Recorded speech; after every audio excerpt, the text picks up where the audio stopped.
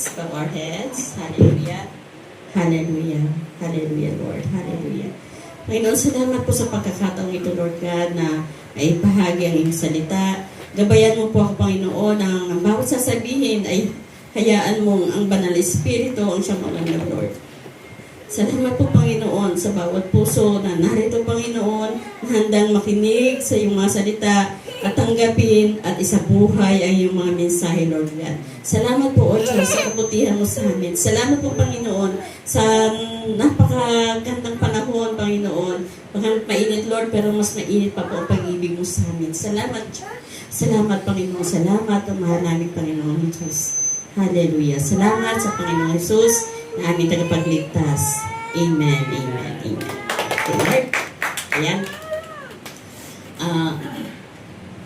Yan. Nakalagay na, ano po natin ngayon is, of course, nandun pa rin tayo sa evangelism. Nandun pa rin tayo sa soul winning. Yan. Pero sabi nga dito, ang title po ng aking isi-share ngayon is Your Story, His Glory. Yan. Yung testimony mo, ayun, ikakaluwalhati ng ating Panginoon. Amen. Your testimony has a power. Naniniwala ba kayo doon na may kapangyarihan ang mga patotoo ninyo? Amen. Amen. Yan. Glory to God. Dito po tayo sa Revelation chapter 12, verse 11. Yun po yung ating main verse. Ayan po, sa Pahayag, chapter 12, verse 11. Sabi po dito, kung mababasa niyo po, basahin po natin. Amen. Hallelujah. Okay po, 1, 2, 3. Yeah. Nagtagumpay ang mga dala sa Diyos sa pamamagitan ng Kordero at sa mga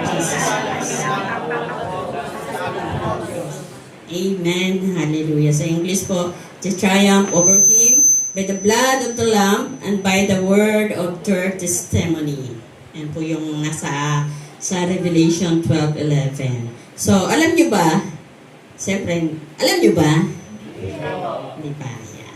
Minsan kasi, ang una nating naiisip pag sinabi nating evangelism ay, ang nauna nating iniisip, ano? Bro, tara tayo sa church. Yan. Bro, tara tayo sa church. Sister, church tayo. Sa mga youth naman, may youth gathering kami. Tara bro. Tara sis. Sama tayo. Ayun po, wala namang masama doon. Walang masama doon sa pag-i-invite. Diba? Wala namang masama doon. Sa katunayan, magandang bagay ang mag-imbita. Amen? Magandang bagay nag-iimbita tayo. Pero bago tayo mag-imbita, meron tayong dapat tanungin sa ating sarili. Ano po ba yung mga dapat natin tanong sa ating sarili? Ano ang nakikita nila sa buhay ko? Ano ang posibleng makita nila sa buhay ko? Bakit ako mag-i-invite? Bakit ako mag-iimbita ng mga tao na pumunta sa church na makinig ng salita ng Diyos? Bakit? Yan. Dahil minsan, ang magandang tanong nga talaga doon is, ano ang nakikita nila sa buhay ko? Tandaan po natin. Pag mag-i-invite po tayo. Dahil minsan malakas ang ating invitation, pero mahina ang ating demonstration. Hindi po nakikita sa buhay. Amen? So, dito po pumapasok yung talata natin na Revelation chapter 12 verse 11 na ipinapakita dito na yung testimony may kapangyarihan dahil nakaugat ito kay Kristo. Doon sa ginawa ni Kristo sa krus. Yan po yung testimony natin nakaugat po sa ginawa ni Kristo sa krus. Yan po. Kaya nakikita sa buhay natin na tayo ay tagasunod. Amen. Yan, medyo nalalago kayo. Salamat sa Lord. Pinaluha niya ako. Medyo nalalago ito yung mata. Amen. Yan. Makikita natin dito yung ang ating mga patutuong may kapangyarihan hindi dahil sa ating gawa. Hindi dahil sa ating gawa, kundi dahil sa ginawa ni Kristo. Di ba? Ito po, meron po akong mga puntos na ibibigay sa inyo na take note at tandaan po natin yung ating mga puntos. And point 1 po, the power of your testimony comes from Jesus.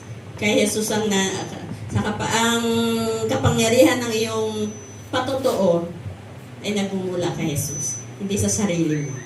Amen? Bago tayo magkaroon ng testimony, meron nang ginawa si Jesus sa atin. Amen? Bago pa tayo mag-testimony, meron na siyang ginawa sa atin na dapat nating balik-balikan. Alam mo na nag-birthday ako, yan, pabalik tayo sa birthday ko. Doon ko po nakita na yung mga ginawa ko pala noon. Sabi ko, Lord, salamat. Hindi pala sayang ang buhay ko. Dahil hindi man ako nagsalita, nagpatotoo mga kapatid ko para sa akin na yun pala yung ginawa ko noong panahon na yon na hindi ko naman inalala. Pero salamat, pinakita ng Panginoon na ang kabutihan niya na naibahagi ko rin. Kung ano yung ginawa niya sa akin, naibahagi ko rin sa iba. Yan. So, inisa-isa naman nila sa akin, pero nagpapasalamat ako sa Lord. Yan, ang kapangyarihan ng ating patotoo ay hindi galing sa husay nating magsalita. Amen? Hindi po galing yan sa dahil mabuka tayo, magaling tayong magsalita, magaling tayong tumayo, hindi po doon. Hindi rin yan sa ganda ng ating kwento. Amen? Sino ba buti ng magagandang kwento sa buhay? Hindi po rin doon galing. May magagandang kwento, meron kami magagandang kwento. Pero ito yung galing sa ginawa ni Jesus. Ito yung ginawa ni Jesus sa cross. Amen. Sabi ko nga, kung titingnan po natin, sabi ko, kaya nga binalikan ko yun nung nagpatotoo yung mga kapatid ko. Yung birthday ko, may mga nagpatotoo. Binalikan ko, meron tayong before and after transformation. Yan. Kapag may nakita tayong before and after transformation lalo sa social media, di ba nakikita natin pag may mga kita tayong mga pictures? Amen? Kung nakikita natin yung mga pictures na nung panahon na katulad ng ito, saan ba to? Sa Binondo. Ganyan yung Binondo noon. Ganyan yung Binondo nung panahon na panahon bata ng Kastila, panahon ng Hapos, hindi ko alam. Ayan. Pero ngayon, pag pumunta kayo ng Manila, ito na po yung bagong Binondo. Yan yung bagong Binondo natin. Yan, di ba mayroon kayang makikitang transformation? Ganyan din po sa buhay natin. Ayan. May mga pagbabago. May pagbabago. Napansin natin na malaki ang pagbabago. Tama? Napansin niyo po malaki ang pagbabago. Ayan po, ito Olongapo. Yan, pamilyar kayo sa Olongapo. Ito yung dating 1976, hindi pa ako. Ewan ko, anong grade pa lang ako dyan. Hindi ko sasabihin. Yan. Tapos ngayon, ito na yung bagong Olongapo, di ba? May transformation. Pero bago po dumating ang transformation, may process na ginagawa. Tama? Hindi naman agad-agad na naging moderno yan eh. May process na ginawa. At tunay na dahilan ng pagbabago ay hindi ang picture, kundi sa process. May proseso. Tama? May gumawa ng pagbabago. Kaya ganun din sa ating buhay. Ganun din po sa ating buhay. Hindi tayo ang bida sa istorya natin. Hindi tayo ang bida, kundi si Jesus Christ ang bida. Kaya sabi ko, ganda ng awit kanina, di ba? Sa una. Ano ba yun? Sabi, ilagin nating si Jesus ang laging itinataas. Hindi ko makita yung yun. Pero nag-rema lang sa akin na siya lagi ang itataas. Siya yung bida. Tama? Ano? I raise the banner. Yan. Siya lagi ang bida sa atin. Si Jesus ang bida. Kaya ang key point po ng ating point 1, ang testimony ay hindi tungkol sa kung gaano tayo kalakas.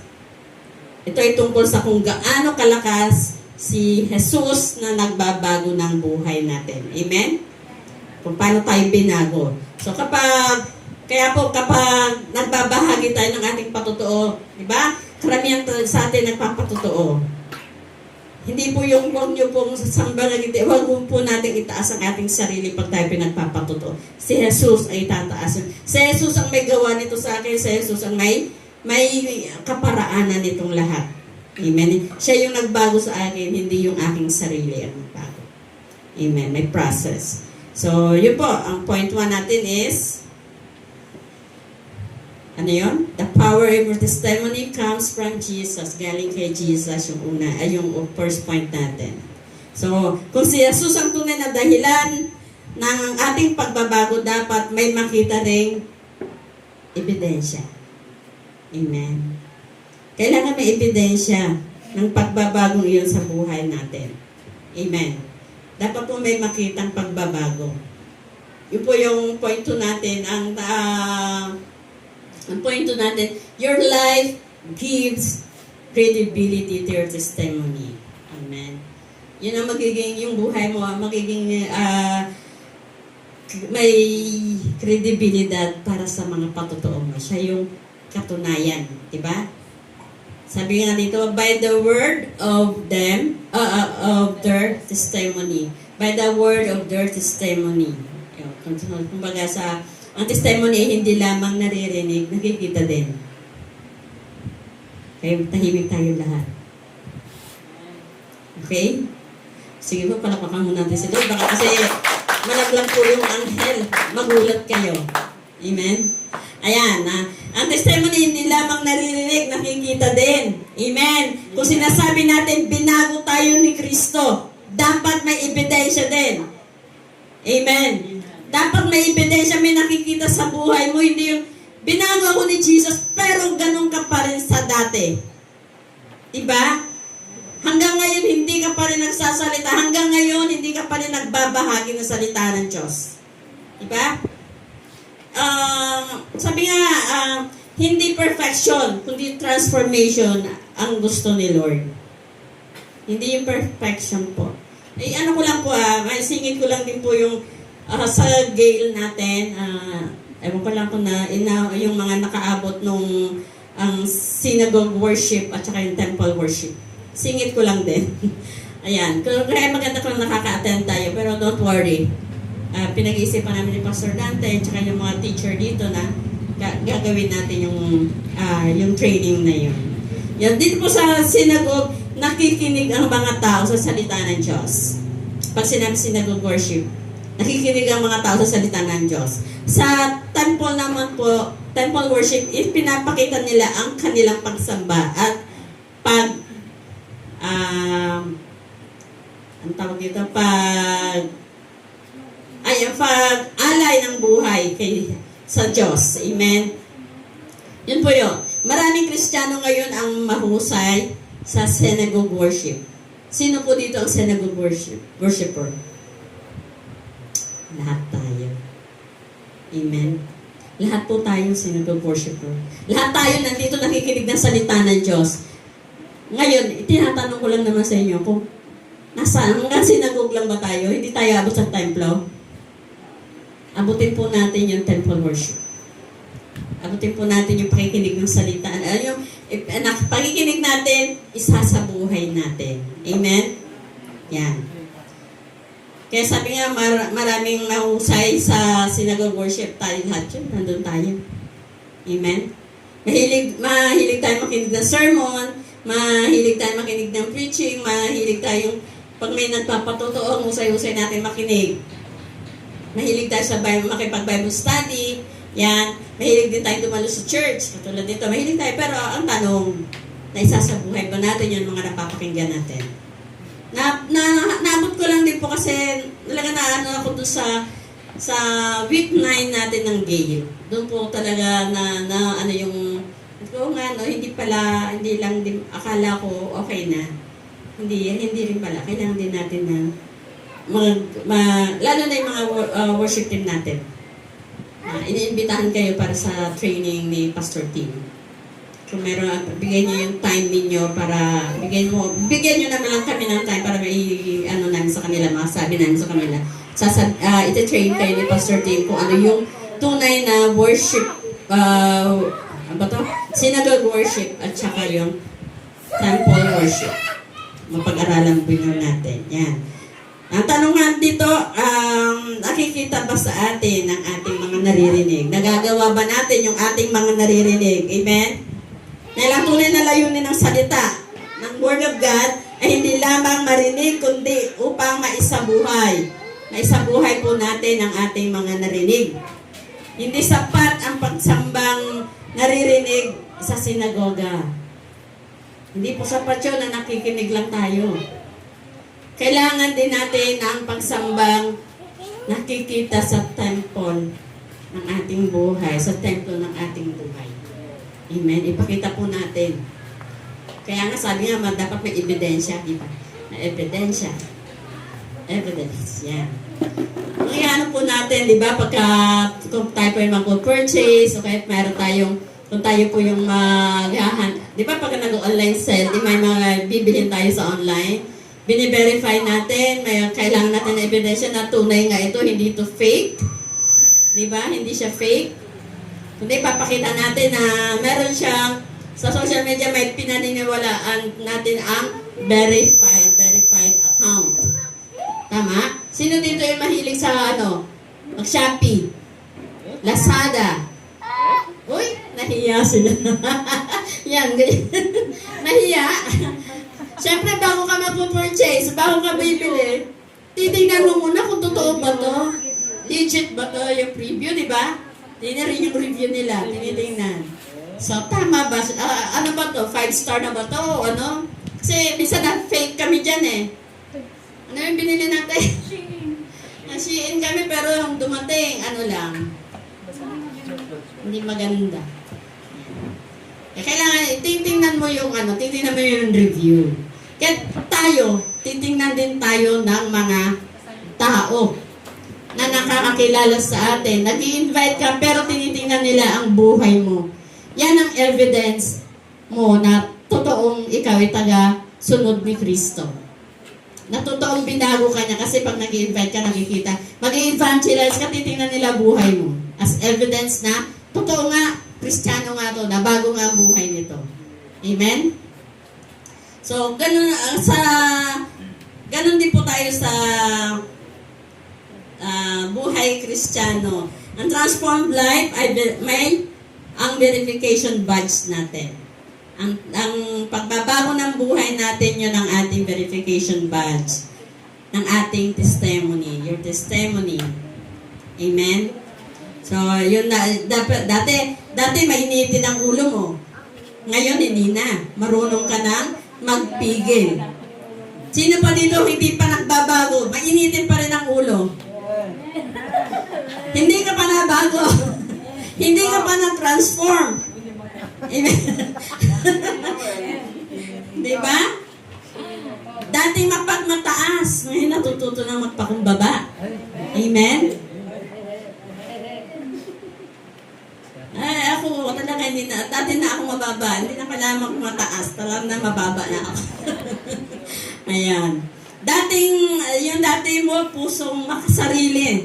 Puro ikaw, puro ako. Ako lang, akin yan. Di ba? Pero ngayon, marunong ka nang tumulong, natututo ka nang maglingkod. Ibinibigay mo na yung sarili mo kay Lord. Amen? Ayan. So, sa mga daling salita, hindi nahanap ng mundo yung perfect na Kristiyano. Hindi yung perfect ng Kristiyano hinahanap ng mundo. Hinahanap nila yung totoong pagbabago sa'yo. Amen? Kung dati, ganyan ka pa, dati nanginginom ka pa, ngayon hindi na. Dati naninigarilyo ka, ngayon hindi na kasi vape ka na. Diba? Hindi ka na sigarilyo, hindi na yung kundi vape na, nagbago. Bago. Diba? Bago. Bago na yung, tawag daw? Yan. Diba? Minsan, nalalaglagan pa nga. Wow! Akala ko cellphone. Muti kong pulutin eh. Pero buti na lang hindi ko napulot. Baka ako mapagbintangan na nag-vape. Amen. Yun. So, hinahanap talaga ng mga tao sa paligid natin yung pagbabago sa. Amen. Ano pa ba yung mga dapat natin baguhin? So, yan. Pag-isipan nyo. Ano pa ba? Yan lang yan eh. Yan, kapag maling akala ng marami. Alam mo kung ano yun? Iniisip nilang kailangan muna nilang maging perfecto, maging perfect bago magpatotoo, bago magbahagi ng salita ng Diyos. Akala nila gano'n. Hindi nahanap ni Lord na maging perfect ka muna bago ka magbahagi, bago kanya gamitin. Amen? So, doon sa point 3 po natin, pasok po yung your testimony is not about perfection. Hindi yan tungkol sa yung pagiging perfecto muna. Unless ang pangalan mo perfecto, kaya perfecta. Diba? Kaya kailangan mo, hindi mo kailangan maging perfecto muna bago ka gamitin. Maraming Kristiyano ang nagsasabi, hindi pa ako pwedeng magbahagi dahil marami pa akong kahinaan. Sino dito yung gano'n? Magtaas ng kamay. Ayaw pa magbahagi kasi nahihiya pa. Ayaw pa magbahagi. Ang breakthrough na si Mark kasi nakapagbahagi na si Mark. Yan. Akala natin nahihiya siya pero thrice na siyang nag-share. Amen. Ang kanyang kalalaman tungkol kay Kristo. Ang gusto ko marinig kay Mark na yun is paano siya binago ni Lord. Amen. Paano siya binago ni Lord? Naiya tuloy siya. Ayan. So, yan nga, sabi natin, hindi pa ako pwedeng magbahagi ng salita ng Diyos, hindi pa ako pwedeng makijoin sa inyo, hindi pa ako pwedeng mag-pray, kasi marami pa akong kasalanan, marami pa akong perfect. Kailang, kung hihintayin natin na maging perfect kayo, wala na magbabahagi ng salita ng Diyos, di ba? Wala na magbabahagi wala na magpapatotoo. Kasi lahat tayo, hindi perfect. No one is perfect. Only God is perfect. Si Jesus na perfect. Amen? Yan. Sabi nga, kung hintayin natin na bago ka magpatotoo, hindi ka na makakapagpatotoo kahit kailan. Kung hintayin mo maging perfect ka muna. Yan. So, tingnan po natin kapag isang illustration din po dito yung tawag nila, progress bar. Pag nag-update ka ng cellphone, makikita niyo po, di ba? Pag nag-update ka na, pag mga apps na ako madalas, hindi ko alam na ganun pala yun. Pag may nag-pump sa, nag-prompt sa phone ko na kailangan ko may update, ini-ignore ko, later na lang, wag kayong ganun. Sa buhay Kristiyano, wag pong ganun na later na lang. Amen? So, pag nag-update pa, di ba pag may nag-update po tayo ng cellphone, may progress bar na lumalabas? Yeah? Like po, may progress bar na lumalabas. Minsan, 20, 30, ganyan, abot siya ng 50, ganyan, 80. Pero hindi pa tayo tapos. Kahit yan umabot ang 100, pero hindi pa yan tapos. Kasi marami pang proseso. Marami pa siyang gagawin sa buhay natin. Yan. Hindi pa tapos. Pero malinaw na may progress. May pagbabago. Diba? May binabago. Ganon din ang buhay Kristiyano. Hindi pa tayo tapos. Hindi tayo, pero hindi na tayo katulad ng dati. Wala na dati. Dati mayabang ako, ngayon hindi na. Dati, sabi nga, natatawa nga ako sa nanay ko. Yun nga, sabi ko na, dati hindi ako kumakanta, pero ngayon napapaawit ako ni Lord. Diba? Kahit hindi maganda boses ko, basta kumakanta ako. Amen? Diba, Brother Jellan? Si Brother Jellan, bless na bless talaga ako dito kay Brother Jellan. Nung una talaga, hirap kaming sundan yung kanyang tipa, kanyang boses. Pero ngayon, tingnan mo naman kagamit-gamit siya ni Lord. Diba? Sabi ko nga sa kanya, bro, may progress. Gumaganda ang boses natin, bro. Diba? Amen? Naririnig natin siya ngayon na kumaanit siya. Diba noon, hindi talaga eh. Pero yun, nandun yung progress. Hindi pa kompleto, pero huwag kang mag-alala, bro. Darating tayo dyan. Mama, ikaw na yung worship din talaga dito. Amen? Ha? Okay, yeah, maganda yan. May progress. Yan ang gusto ni Lord, yung binabago eh. Amen, hallelujah. Yan, sabi nga, ang key statement po natin dito sa point 4 na, point 3 natin. Nasa third na pala tayo, no? Bilis. Nasa, hindi nahanap ng Diyos ang perfection bago ka gamitin. Amen? Hindi nahanap ng Diyos ang perfection bago ka gamitin. Ang hinahanap niya, yung pusong handang magpabago sa Kanya. Amen. Sino dito ang gustong baguhin ni Lord? Amen? Alam ko na may binago na siya, pero patuloy pa rin tayong magpabago sa Kanya. Amen? Sabi natin, binabago mo ako araw-araw. Gusto ko yan ang awit na yan. Talagang binabago ko araw-araw. Amen. Hallelujah. So,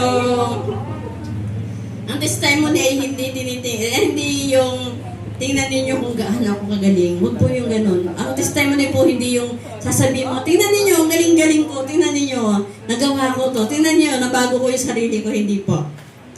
Ang sasabihin ninyo, tingnan ninyo kung gaano kabuti ang Diyos sa isang taong tulad ko. Ano ba kayo dati? Paano kayo binago ni Lord? Maging patotoo kayo sa iba. Ipakita ninyo, i-testimony ninyo sa kanila, ano ako ganito, ako dati. Manginginom ako dati, pero ngayon binago ako ni Lord. Amen? Yes. Ganun talaga dapat ang mangyari. Dati sa bahay lang ako, pero ngayon nasa simbahan na ako, nasa church na ako. Dati hila-hilata lang ako, pero ngayon kumikilos na ako. Dati hindi ako naghuhugas ng pinggan. Pero ngayon, lalo ako hindi naghuhugas ng pinggan, nag-iigib na lang ako.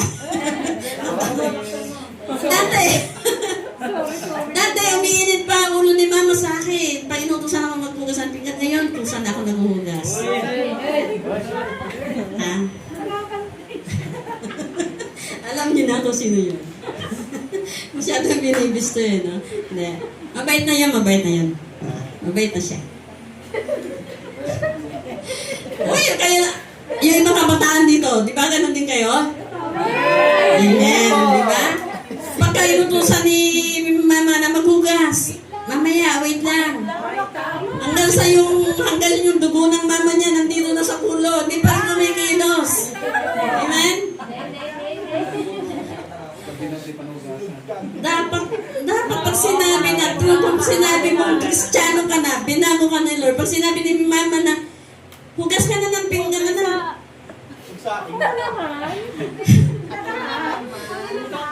Masasagot ng ako na naman, ikaw pa lang talaga. Ikaw lang talaga, wala na iba. Yan. So, yun po, tingnan natin. Yun lang ayun lang din ang ano ko. Tingnan nyo na iba ako, hindi na ako katulad ng dati. Masarap sabihin, dati mahihain ako, ngayon hindi na. Di ba, Mark? Yan. Yan. Dati tahimik lang si Mark. Dati tahimik lang si Mark, pero akalain nyo, nakikita ko nagbablog. Ang galing mag-vlog. Vlog ka. Sabi ko kay Pastor, gayahin mo si Mark. Biglang si Mark ang gayahin. Imbis na si Mark ang gumaya kay Pastor, gayahin mo si Mark. Depende na sa vlog. Depende sa vlog. Pero kailangan nyo rin baguhin yung ano natin. Maging patotoo tayo sa iba. Gamitin nyo yung buhay nyo, sayang. Sayang. Pag hindi nyo nagamit sa Panginoon niya. Amen.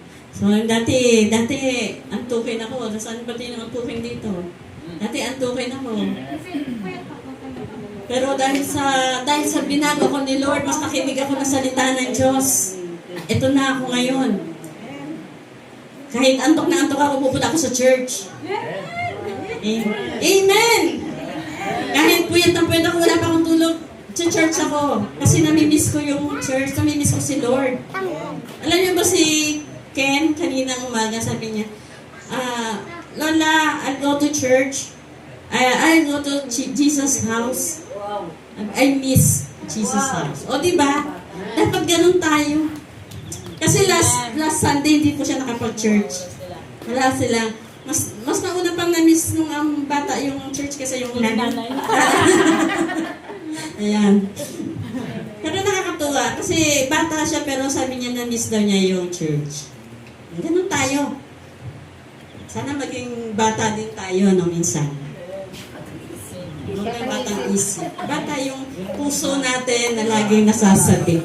Amen. Na kung may mga bagong laro, nasasabik tayo sa bagong ibibigay ni Lord sa atin. Yan. So, ngayon po, doon po tayo sa, sabi nga, kung hindi natin kailangang maging perfect para magpatotoo, paano natin may babahagi ng tama ang ating testimony? Kung hindi natin kailangan maging perfect, parang question din, paano magiging, kung hindi ako naging perfect, hindi ako magiging patotoo sa iba. Pero sabi nga, your life opens the door, but your words explain the change. Yan. Sabi, ang hinahanap niya ay hinahanap ng Diyos in the perfection. Diba? Kundi yung mga salita na, yung hinahanap niya dyan is yung pusong handang magpabago sa Kanya. Amen? Yung pusong handang magpabago sa Kanya. Sino ang handang magpabago kay Lord? Amen. Yun po, hindi sapat ang mabuting buhay lang, hindi sapat na mayaman ka lang, hindi sapat na marami kang pera, marami kang kaari-arian. Hindi sapat yun. Hindi rin sapat ang salita lang. Kailangan yung dalawa. Amen? Ano ba yung dalawang yun? Yung mabuting buhay at ang word ni Lord. Amen? Kailangan natin yun. Yan. Ibalik ko niyo sa, bibilis talaga din sa synagogue worship. Na, sabi nga yung synagogue worship tsaka yung temple worship, dapat magkasama. Di ba sabi ko sa inyo, sino dito ang Sino dito na halos wala atang magtaas kung sino ang synagogue. Hindi din makapagsabi kung sino ang temple worshiper. Kailangan magkasama yung dalawang yun. Amen? Dapat magkasama. Sa synagogue, natatanggap natin ang salita. Sa templo, isinasabuhay natin yan. Amen? So, ang buhay natin ang nagpapatunay. Amen. Ang buhay natin ang papatunay na tayo ay binago. Ang ating mga salita ang nagpapaliwanag. Ang ating salita ang nagpapaliwanag. Amen. Nakikita nila ang buhay natin at yung salita natin, yung pagbabago sa buhay natin, yun ang magpapaliwanag sa mga nakakakita. Amen? Tama ba? Kukuha ng confirmation, tama ba? Yan, kapag nakita ng mga tao yung pagbabago sa atin, nagkakaroon sila ng interest, syempre. Di ba? Sabi nga sa akin nga sabi, bakit ganyan ka na ngayon? Dati sungit-sungit. Strict ka dyan. Ngayon hindi na. Kasi binigyan ako ng pangunawa, binigyan ako ng mahabang pasensya ng Panginoon. Amen? Ha?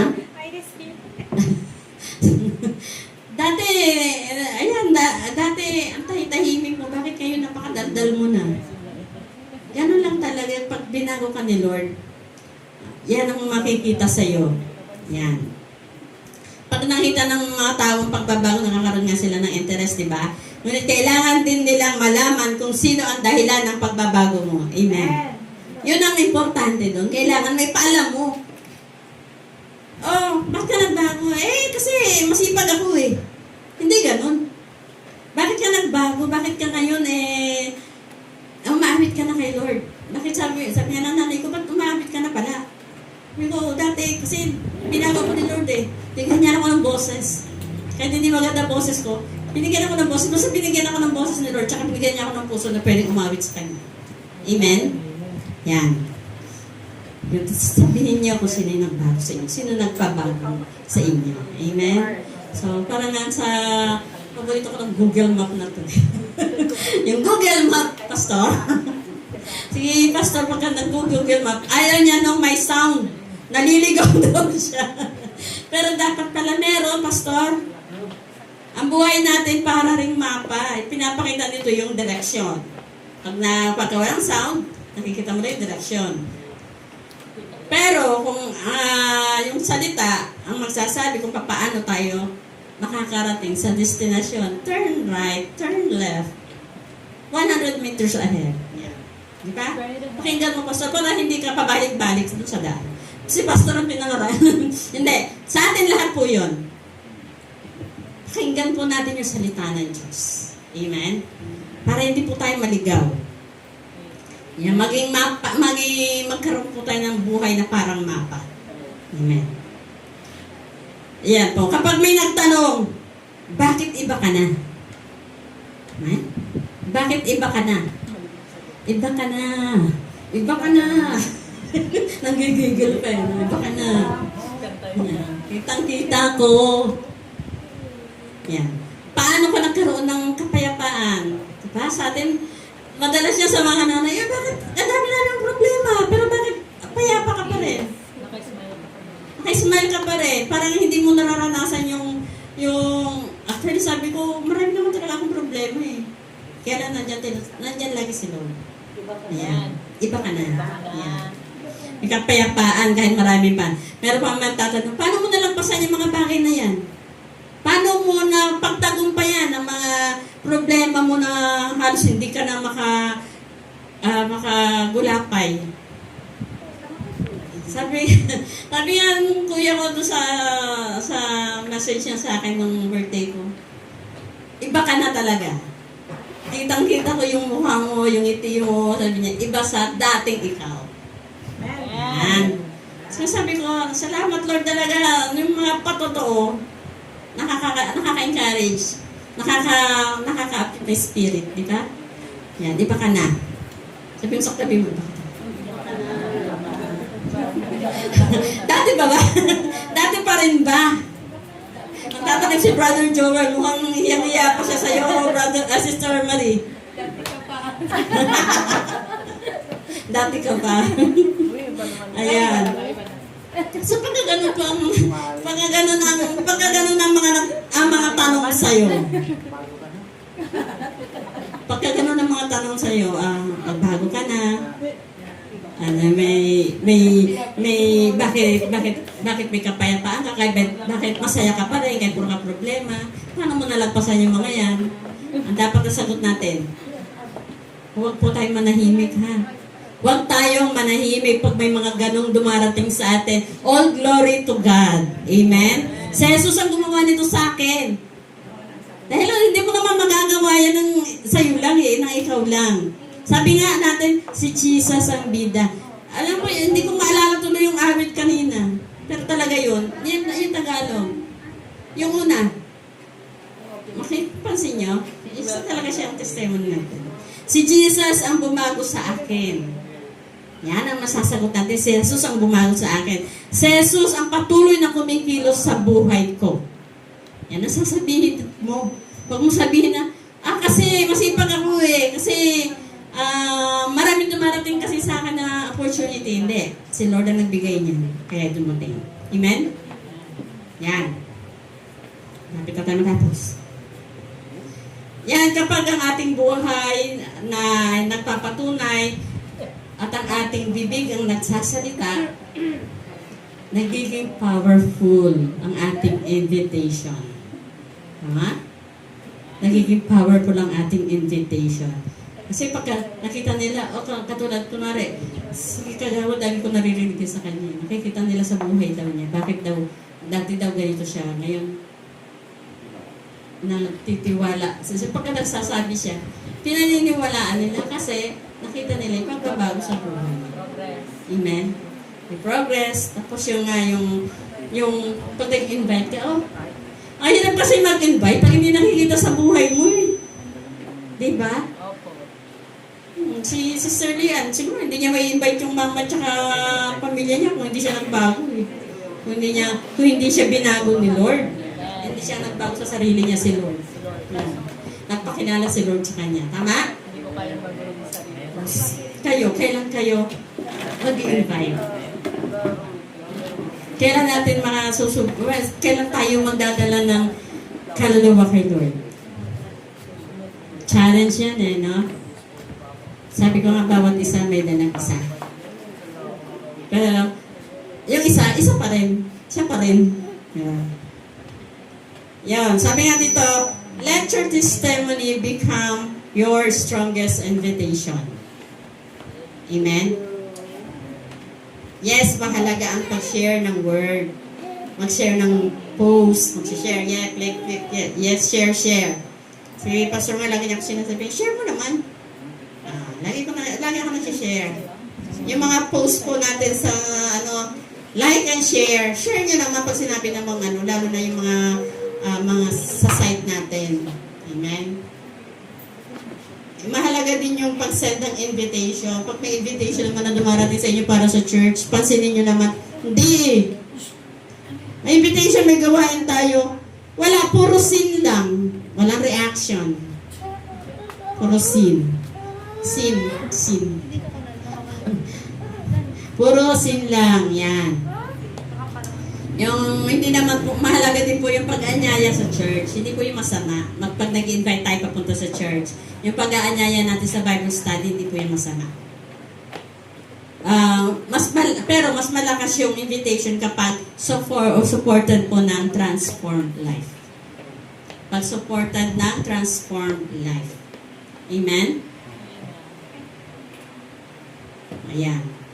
So, sabi nga doon sa yung sa suportado ng transformed life, parang yung sabi ko kanina sa Shopee. Pag nagsa-Shopee tayo, may product review. Diba? Kapag bumili tayo sa online, hindi lang advertisement na tinitingnan natin. Tama? Hindi lang advertisement na tinitingnan natin. Mas pinapakinggan natin yung review ng totoong nakaranas. Amen? Yung linoleum namin, bumili kami ng linoleum. Ngayon tutuklap-tuklap na. Ngayon nire-review ko, ay, kaya pala, hindi ko nireview yung kaya pala, fake pala yung nabili natin, Pastor. Online. Hindi. Doon din sa Kaya lang, hindi namin tinanong, ganun pala, pagka na-plastic siya, kailangan may review ka rin. Hindi kasi niya ako tinanong, hindi niya nireview yung experience ko sa linoleum. Sorry, Pastor. Ayan. Kailangan natin ng product review. Yan. Pagka tayo mas pinakinggan natin yung review ng totoong nakaranas. Pakikinggan natin yung nakaranas ng pagbabago na ginawa ni Lord sa buhay niya. Tama? Amen. So, ganun din sa ebanghelyo, sa pag-evangelize. Sa isang buhay na tunay na binago ni Kristo, parang isang 5-star review. Totoong binago. Ilang star ka na ngayon, kapatid? Sige nga, ilang star ka na nung binago ka ni Kristo? Para ma-review ko naman. O baka hanggang ngayon, 1 star ka pa rin. Sabi nga, parang isang 5-star review ng biyaya ng Diyos. Yung binago ni Kristo. Yung alam mong binago ka ni Jesus. Amen. So kapag nakikita natin ng mga tao, pag nakikita ng mga tao yung kapayapaan sa atin, yung pagmamahal, yung katapatan, yung humbleness sa ating buhay, mas nagiging bukas sila sa mensahe ng Ebanghelyo, sa gospel. Kasi nakikita nila siya, totoo nga, binago siya ng gospel. Binago siya ng Ebanghelyo, kaya totoo yan. Magiging ganun din ako, may invite mo siya ngayon. Hindi ka makapag-invite kasi hindi pa nakikita sa buhay mo. Diba? Tama? Amen. Kasi hindi rin ako hindi ako makakatayo pag hindi ako pinalo ng Lord. Kaya alam ko, soon sa inyo, tatayo na rin dito. Amen. Ayan. So, sabi nga, the best advertisement, sabi nga nila, the best advertisement for Christianity is a Christian who genuinely follows Christ. Yan. Ang pinakamagandang advertisement para sa Kristiyano ay isang Christian. Sa Kristyanismo ay isang Christian na ang buhay ay sumusunod kay Kristo. Tama? Ayan. Sabi nga doon sa hindi perfect, hindi ibig sabihin na wala kang pagkakamali. Lagi ka pa rin nagkakamali. Ngunit, ang tunay na sumusunod kay Jesus, patuloy na binabago ng kanyang biyaya. Amen. patuloy na binabago ng kanyang biyaya. Amen? Sabi nga sa Mateo 5:16, gayon din naman, dapat ninyong paliwanagin ang inyong ilaw sa harap ng mga tao upang makita nila ang inyong mabubuting gawa at papupurihan ang inyong Ama sa langit. Amen. So, yun po. Ang challenge ko rin din po sa inyo ngayon. Hindi lahat ng papasok agad sa church. Hindi lahat papasok agad sa church. Araw-araw nilang nakikita ang iyong buhay. Araw-araw po nila nakikita ang buhay. Sa bahay, sa school, sa trabaho, diba? Dito sa community, at even sa social media. Nakikita din nila ang buhay natin. Maaring ikaw yung unang Bible na bababasa nila. Yung buhay mo ang babasahin nila. Amen? Buhay mo ang unang nila babasahin. Kaya hayaan mo makita nila ang ginawa ni Jesus sa iyong buhay. Ikaw yung living Bible. Ikaw yung living Bible na titingnan nila. Yun. Kaya hayaan mo makita nila ang ginawa ni Jesus sa buhay mo. Hayaan mong marinig nila yung patotoo mo. Kaya sa inyo, encourage ko kayo na magpatotoo kayo. Hindi lang dito sa church, maging sa labas. Maging patotoo ang buhay po natin para makapag-evangelize din po tayo. Yung magawa po natin, yung pinapagawa sa atin na evangelismo, na evangelism. Amen? Kaya hayaan na, dahil ang isang buhay na binago ng dugo ng kordero, sabi nga doon sa ating main text, ang buhay na binago ng dugo ng kordero ay isang bibig na hindi nahihiyang ipahayag si Kristo. Ay may kapangyarihan tungkol sa kasangkapan ng Diyos. Amen. Ang iyong patotoo ay may kapangyarihan. Sabihin mo, may kapangyarihan ang patotoo. Amen. Sa pagpapatotoo nyo, may nababago ang buhay. Nakikita nila na yakin yung buhay. Amen. So, sabi nga, hindi yan dahil sa ginawa mo, kundi dahil yan sa ginawa ni Kristo sa iyo. Hindi yan dahil sa kaganda ng kwento mo, kundi si Jesus ang nasa sentro ng kwento mo. Amen? Siya yung center. Kaya nga lagi sa buhay po natin, lagi natin gawing center si Lord. Yan po yung nakuha ko doon sa game. Dapat si Lord ang laging center. Amen? Kaya, ang iyong patutuo ay para sa kanyang kalwalhatian. Your story, His glory. Yun naman po. To God be all the glory. Amen?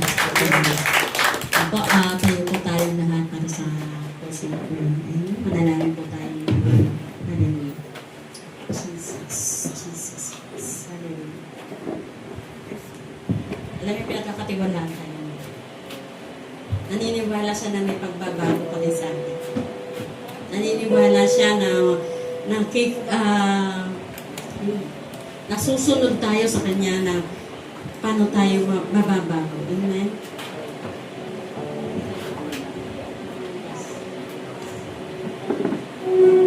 Samahan niyo po ako. Abitan po natin si Lord sa paano niya tayo pinagkakatiwala na alam ni Lord na mababago pa ng buhay natin. Alam niya na hindi matigas sa ulo natin. Hindi tayo mananangan doon sa kung kakayahang meron tayo.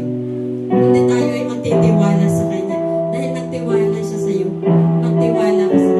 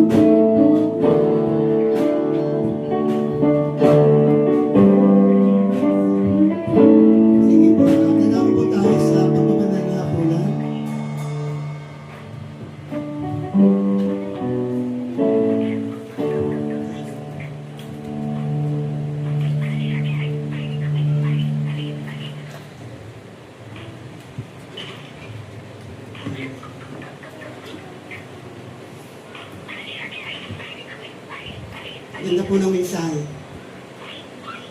At nakita ko po din yung kabutihan ng ating Panginoon Jesus. Diba? Sa kanyang pagsunod, nagkaroon siya ng tapang, hindi siya nangamba. Basta sumunod lang siya. Kaya nung bago po siya umakit sa langit, alam niyo, nag-iwan siya ng mga patutuo sa atin. Kung tayo may titingnan sa pag-share ng Word of God para sa iba, ang tingnan po natin ang ginawa ng ating Panginoon. Yung iba kailangan pa may sasakyan. Yung iba kailangan mag-arap ang sasakyan. Yung iba kailangan nakapurma pa.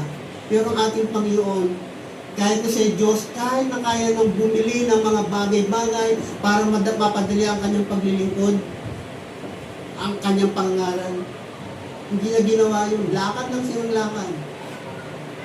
Bawat tao na kailangan makapakinig kanyang sinisiran. Hallelujah. Kaya nga po, yun po nga, naging buhay po ng ating Panginoong Kristo, yun po ay pinakita po sa atin ang isang patotoo.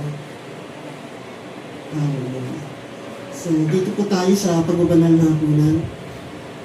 Aming Diyos na makapangyarihan sa lahat, salamat po sa pagkakataon muli, Panginoon, na kami makakabahagi ng isang banal na gawain ito, ang pagsasalo-salo sa banal na hapunan. Salamat po, Lord, niloob mo, Panginoon, na kami isa rito ngayon, Panginoon, natatanggap ng iyong katawan at ng iyong dugo. Salamat po, Lord. I-bless mo ang mga gagamitan ito, ang tinapay at ang inumin, na maging pagpapala sa buhay ng bawat sa amin. Salamat po sa pangalan ng Jesus. Amen.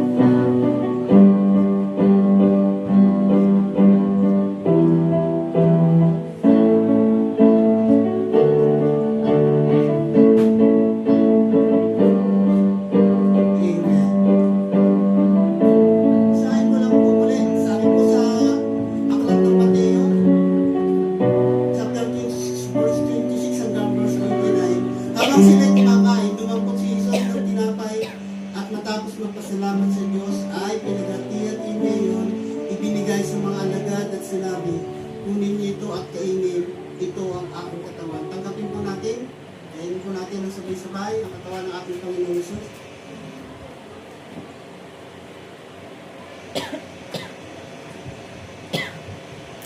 Pagdating ng verse 27, pagkatapos dumangkot siya ng kupa, nagpasalamat sa Diyos at ibinigay yun sa kanila. Sinabi niya, kayong lahat ay uminom nito. Verse 28, sapagkat ito ang aking dugo, ang katibayan ng tipan ng Diyos. Ito ang aking dugong ibinubuhos para sa kapatawaran ng kasalanan ng marami. 29, sinasabi ko sa inyo, hindi na ako iinom itong katas ng ubas hanggang sa araw na inumin kong panibago na kasalo ninyo sa karya ng aking Ama. Tos po natin sa ating mga katabi, mahawak natin inumin. Sa mismo sa dugo ng ating Panginoon Jesus. Dugo na lahat ay napagtagumpayan na natin Diba? Dahil lahat yan ay pinagtinumpayan na ng ating Panginoon.